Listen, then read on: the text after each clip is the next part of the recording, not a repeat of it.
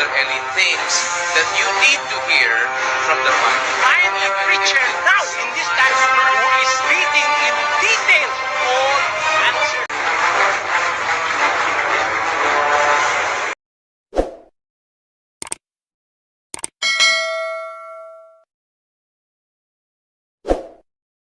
Tanong kapatid ni Eli, si kapatid na Liberty Benaventura.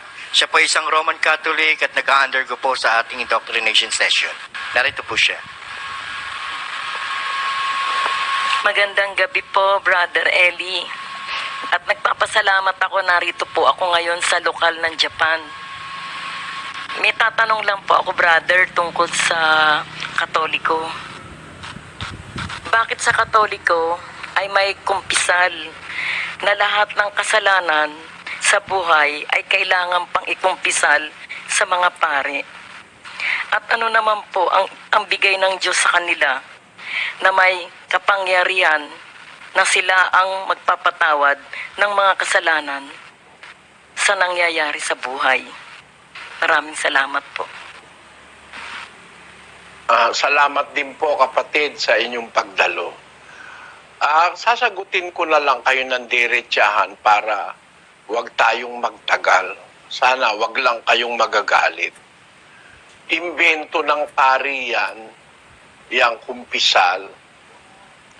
Kasi wala naman sa Biblia yung salitang kumpisal na sa pare. Ang kumpisal po sa Diyos at saka kung kanino ka nagkasala. Kung hindi naman sa pari ka nagkasala, ba't ka sa kanya mangungumpisal? 32:5 ng awit. Aking kinilala ang aking kasalanan sa iyo, at ang aking kasamaan ay hindi ko ikinubli.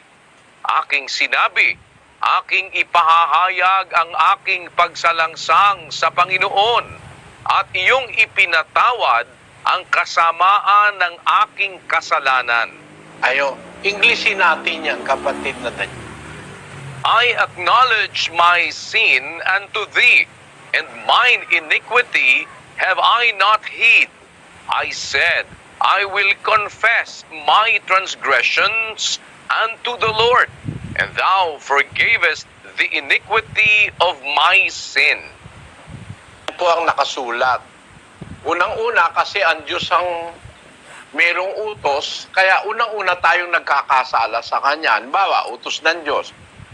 Mga asawa, ibigin ninyo ang inyong asawang babae. Pakundanganan nyo sila gaya ng marupok na sisidlan. Utos yan sa lalaki. Pag yung asawa mo, tinrato mo ng may violence, kanino ka unang nagkakasala? Sa Diyos. Kasi ang Diyos ang may sabi na yung mga babae pakukundanganan, giving honor unto the wife as unto the weaker vessel. Yung salitang weaker vessel, mas marupok ang babae. Maraming sentido. Marupok ang katawan kaysa sa lalaki, mas malakas ang lalaki. Marupok ang damdamin ng babae kaysa sa lalaki. Kaya ang sabi sa lalaki, giving honor unto the wife as unto the weaker vessel. Yun po ang sabi. Pagka ikaw ay naging violente sa asawa mo, kanino ka unang nagkakasala? Sa Diyos. Kasi siya may-ari ng utos Kaya sabi ni David, I acknowledge my sin unto thee, and mine iniquity have I not hid. I said, I will confess my transgressions unto the Lord, and thou forgavest the iniquity of my sin. Maliwanag po, ang kumpisal, unang-una sa Diyos. Pangalawa, yung sinasabi ni Santiago sa 5:16 ng Santiago. Pakinggan niyo po. Mangagpahayagan nga kayo sa isa't isa ng inyong mga kasalanan, at ipanalangin ng isa't isa ang iba upang kayo'y magsigaling. Malaki ang nagagawa ng maningas na panalangin ng taong matuwid. Nakita nyo, yung salitang magpahayagan nga kayo sa isa't isa ng inyong kasalanan, ang sabi sa English, Confess your faults one to another, and pray one for another, that ye may be healed. The effectual fervent prayer of a righteous man availeth much. kita nyo, yung salita, confess your faults one to another.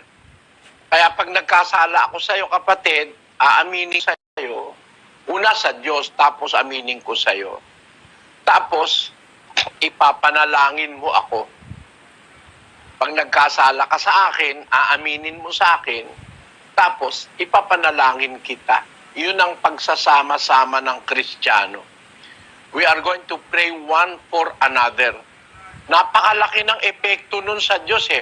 Kung ako na halimbawa, sa akin ka na nagkasala, tapos ako pa humihingi ng tawad sa Diyos para sa iyo, maglulubag ang kalooban ng Diyos sa atin dalawa. Kasi ako na nga ang pinagkasalanan mo. Ako pa hihingi ng tawad sa Diyos para sa iyo. At ikaw na ang pinagkasalanan ko, ikaw pa ang hihingi ng tawad sa Diyos para sa akin. Napakagandang virtue nun ng Kristiyano. Marunong magpatawaran at nagmamahal sa isa't isa. Yun ang aral. Wala kang mababasa. Confess your fault to the kura paroko. Wala noon. At bakit yung kura paroko hindi nagkukumpisal sa'yo? Hindi niya sinasabi na yung bata, pinidupilya niya. At hindi niya sinasabi yun.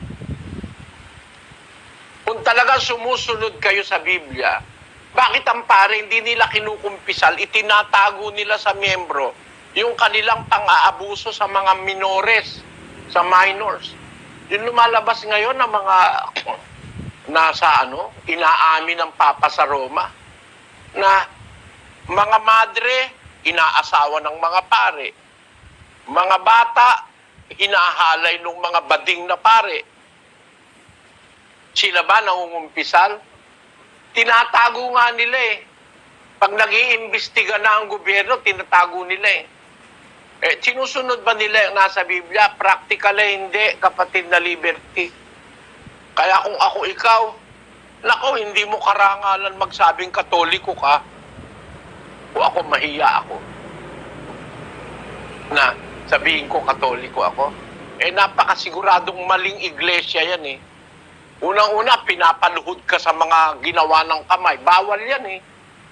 Luluhod ka sa mga bato, kahoy, kung ano-anong mga estatwa yung pinaggagawa. Kaya sabi ko sa'yo, didiretsahin ko na lang, kapatid na Liberty. Total, under indoctrination ka naman, pwede mo naman marinig lahat yan eh. Pero, salamat ha, baka magalit sa akin yung iba eh. Kapatid na Liberty. Sana naunawaan mo. And salamat po. Salamat po sa inyo dyan sa Japan. Salamat sa Diyos sa pagkakataon na ito.